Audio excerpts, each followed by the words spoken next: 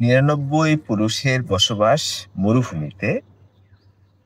এই মরুভূমি মানে স্ত্রী ছাড়া অন্য কোনো নারী বুঝিয়েছি। তার মানে যে পুরুষগুলো স্ত্রী ছাড়া অন্য কোনো নারীর সাথে থাকে না বা বিছানায় যায় না, এই পুরুষের সংখ্যা হলো ৯৯।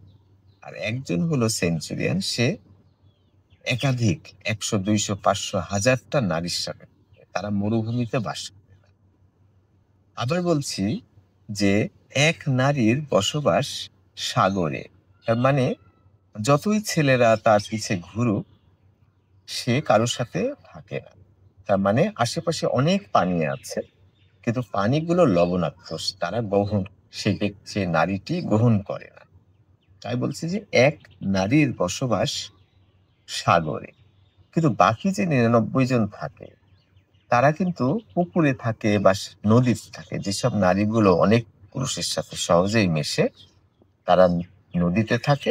আবার এই ৯৯ পুরুষের একটা বেশিরভাগ মেয়ে যারা অল্প সংখ্যক পুরুষের সাথে থাকে, তাদেরকে আমি পুকুরে থাকে বলছি।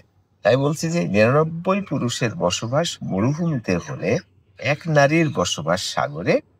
বলতে হবে বাকিদের কেন পুকুর ও নদীতে। তাহলে বাকিগুলো নদীতে যারা থাকে তারা অনেক পুরুষের সাথে মিশে, ১০টা ১২টা এরকম। আর ৯৯ এর মধ্যে একটা সংখ্যা আছে যারা পুকুরে থাকে। তার মানে একেবারেই ২-৪ জন চলতে ফিরতে প্রেম করতে করতে একটা দুর্ঘটনা ঘটে যায়।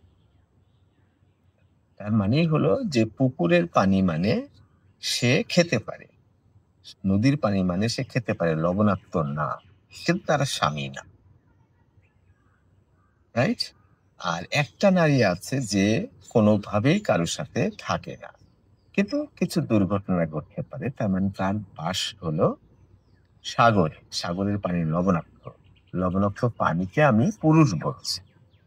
তাহলে সে কোনো পুরুষের সাথেই থাকে না।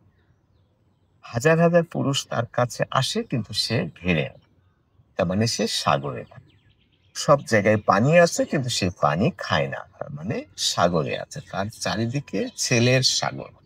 হাজার, হাজার ছেলে তার পিছনে ঘুরে। কিন্তু কারো সাথেই থাকে না। তাই বলছি ৯৯ পুরুষের বসবাস মরুভূমিতে হলে এক নারীর বসবাস সাগরে। বলতে হবে বাকিদের কেন পুরুষ পুকুর ও নদীতে।